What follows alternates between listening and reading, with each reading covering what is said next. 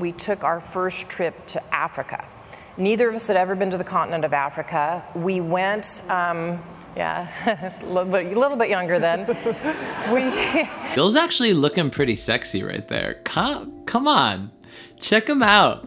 That's like Safari Bill right there. The big glasses are, he's kind of looking, it's kind of the hair too. He's got like the 5-year-old bangs cut. But aside from that, hello, Billy boy. Hey, what's up, everybody? My name's Anthony Resinello. I'm a social and relationship coach living in Los Angeles. And today, I'm gonna focus on the relationship, or ended relationship, of Bill and Melinda Gates. If this is your first time at my channel, the whole purpose of what I do here and what I do in these reaction videos is to help you learn from the people that I react to.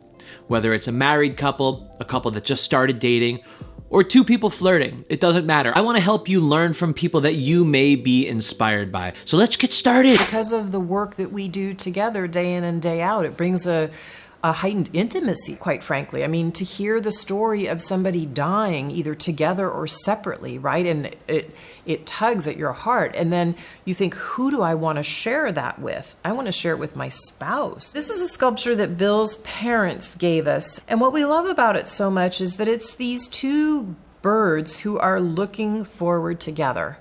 And what it reminds us is these two birds, who presumably are mates, have a shared view out into the world. And to me, it reminds me that Bill and I have a shared vision. Such a huge, huge part of being in a really strong, long-lasting relationship is not only having similar sense of humor, having some chemistry, but also having shared values, a shared purpose. Now, it doesn't have to be the exact same thing. Like if you care about helping, I don't know, children in a third world country and the other person cares about helping the whales in the ocean, that doesn't mean that you guys are different. But having a sense of purpose about just helping anything, anyone, any being in general can be a shared purpose. It's the feeling that you get from that sense of purpose that is really important. This is so easy. And you should explain why. Well, I stay up late. It's not like I go back to sleep or anything, but I push my bedtime so late that I wish I could sleep more sometimes. Often reading or looking at something on the internet. She's better at getting to bed by a lot. I'm an early bird. I'm 3 a hours. morning person. He's a late night owl. Melinda seems like the extrovert in the relationship. Bill seems more of the introvert. And that brings me to the idea of saying opposites attract. What does that mean? I don't think opposites means what you think it means. Like somebody that is a drug addict or something like that, and then somebody that has never touched drugs in their life. Would they mix? No, they wouldn't mix, and they wouldn't attract probably. What do we really mean here? More traits that tend to kind of fit together. So if Melinda is more of an extroverted thinker, and if you know kind of about cognitive functions, extroverted thinking is more of the go-getter, the person that is looking to get things done and to make things happen. Melinda so far seems to be that type of person. Bill seems to be more of an introverted thinker. Now, I could be totally wrong about these things, but introverted thinking is somebody that is spending more time inside analyzing things, breaking things down, trying to get the most accurate answer in what he's looking to solve. Those two could match together. Now that is what I think opposites attract really means. And to me so far, and again, I don't know anything about either of these two. So far, that's kind of the vibe that I'm getting here. Melinda seems more like the outgoing go-getter, the extrovert. Bill seems more like the introvert that is more focused on analysis. So where an extroverted thinker is looking to get things done, she would benefit from somebody that is more skilled in looking at the small things and making sure all of the T's are crossed, all of the I's are dotted before she moves forward, whereas an introverted thinker has the opposite benefit. If he wants to achieve something, he'll do really well in making sure everything is just right, but getting that Getting that juice from the extrovert, that person that pushes things forward, probably was very attractive to Bill. So I arrive in New York, I have this female roommate from Microsoft, and she says, well, a bunch of us are here, 30 of us for this computer show. You're here by yourself. Why don't you, after you go do this business, come join us for this conference dinner tonight? It'll be just Microsoft people, and there'll be, 30 of us, 3 dozen. I said, great. I came across town, I came in late, there were 2 open seats, and I took the second to last open seat, and about 15 minutes later, Bill came in and sat in the last open seat. And so that's when we first met. Hubba hubba. I could sense that he was a bit interested, and but it took him quite a few months before he finally asked me out. Yeah, and he said you played hard to get. A little. Yeah. Yeah. Well, there was a lot going on back then. I'm sure. So it's a Saturday because everybody worked on a Saturday at Microsoft. You're in the parking lot, and what does he say to you? A couple months later, so it turned out his mom knew somebody who was on the board at Microsoft. It was on the board, at Duke. And so I guess he'd been asking for kind of some information about me. He knew I had worked at Duke. I had gone to Duke and then came to work at Microsoft. So anyway, we were working on a Saturday. I worked in a different building, but I guess we'd parked somewhere near each other. And I was coming out of the building, and so was he out of his building, and he struck up a conversation, and we started talking. And then this was on a Saturday, and he said, he finally kind of got around, and he said, well, would you go out with me, 2 weeks from Friday night? And I'm like, 2 weeks from Friday night? Who knows their calendar that far out? I said, that wasn't really that spontaneous enough for me. Maybe call me closer to the date. That would be interesting, but, call me a couple days ahead. And so I gave him my phone number, and he called me 2 hours later at home. He said, well, I have 2 things I have to go to tonight, a user group dinner and something else, but then could you go out with me for a drink? And I said, well, I guess that's a little more spontaneous, so I ended up going out with him. And the rest, as they say, is history. I don't know Bill Gates, but it sounds exactly like something that my idea of Bill Gates would do. Can you go on a date with me 2 weeks from Friday, please? And she's like, I don't know. Let's make it more spontaneous. He's like, all right. He goes home. He goes, okay, where can I find time in my schedule today? Can you go out for a drink with me after my meetings? Bill, dude. We'd been dating for about 5.5 years, and during the time we were engaged, we took our first trip to Africa. Neither of us had ever been to the continent of Africa. We went, a little bit younger then. Bill's actually looking pretty sexy right there. Come on, check him out. That's like Safari Bill right there. The big glasses are, but he's kind of looking, I don't know. I mean, it's kind of the hair too. He's got like the 5-year-old bangs cut. But aside from that, hello, Billy boy. We were already engaged to be married, and we had a series of marriage questionnaire we had done to prepare for getting married.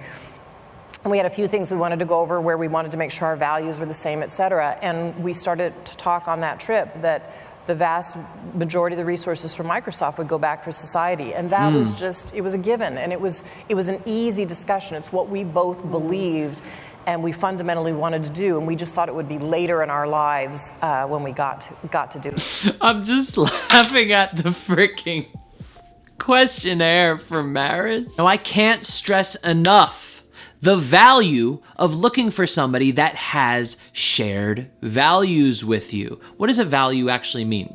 To break it down really, really simple, it's something that you believe in, something that you care about that makes your life better, right? So what they care about that makes their lives better is giving to other people.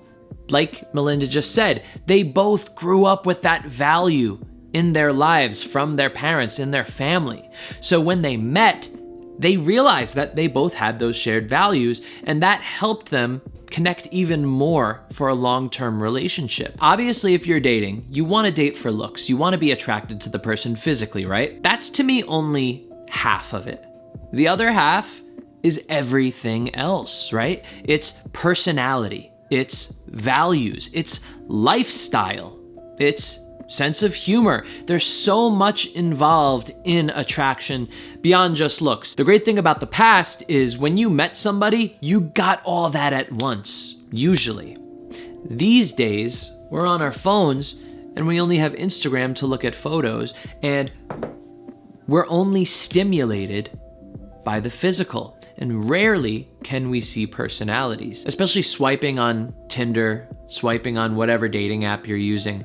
You're just looking at the looks. And then after that, how do you know that you're gonna connect with that person? Oh, because our text messages, we had a quick little joke in there? No, that's not gonna do anything. Today, it's just so much more difficult to know if you're truly attracted to somebody before you actually meet them. That is why I created a new course called Textual Healing, where I help you in online dating, from setting up your profile, to sending messages, to setting up a date, to actually going on that date and so on, and guaranteeing that you are with the person that you really wanna be with. Whether it's a long-term relationship or whatever else you're looking for, you can get it in the link in the description. Let's move on. Melinda was 28-year-old Melinda French, a Duke graduate with an MBA.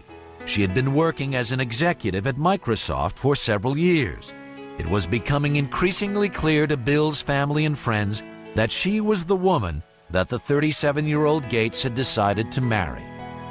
He dated Melinda for quite a while before they got married, and so I saw them together over the years, and they always looked like they had a very special thing going, you know, a level of intimacy and a level of intellectual connection that just caused sparks.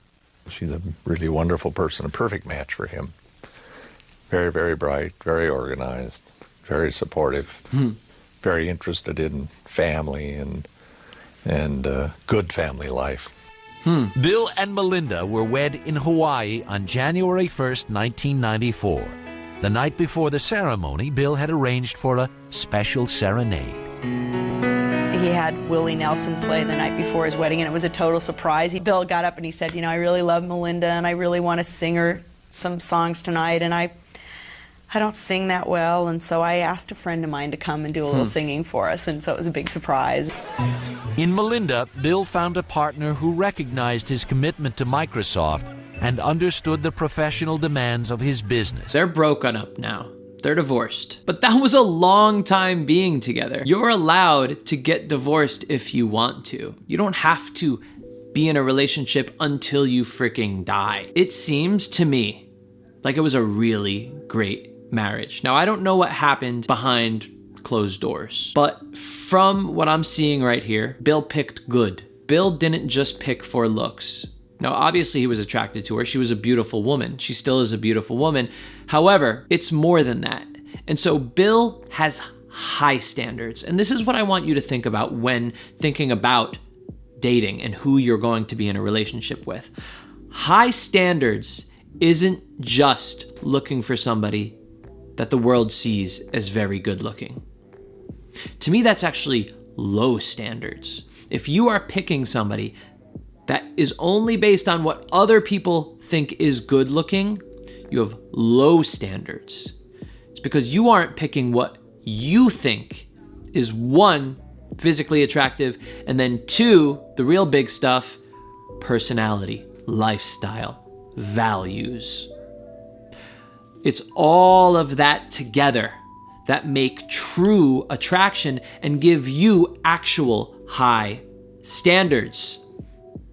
This is what usually causes bad relationships. What is it? Well, I'll tell you. It's when somebody dates just for looks, or mostly for looks, and then a little bit for personality, values, lifestyle, right? Relationships crumble that way because they were built on a bad foundation. People focusing too much on vanity will crumble that foundation, will crumble that house, will crumble that relationship potential. Bill and Melinda picked good, right? Melinda picked good. Bill picked good. For that marriage to go on as long as it did, I don't know however many years, a long time, was a good job, was a successful relationship. Again, I don't know what happened behind closed doors, so I can't say if Bill or Melinda were crazy people and they just lived in crazy town all the time. I don't think that's the case. I think maybe they just grew apart. Who knows what happened? If you want to have a better dating life, well, you can get the program Textual Healing in the link in the description right now. If you're a cool person that likes cool things, well, you'll join the club and join the Textual Healing community. See you soon.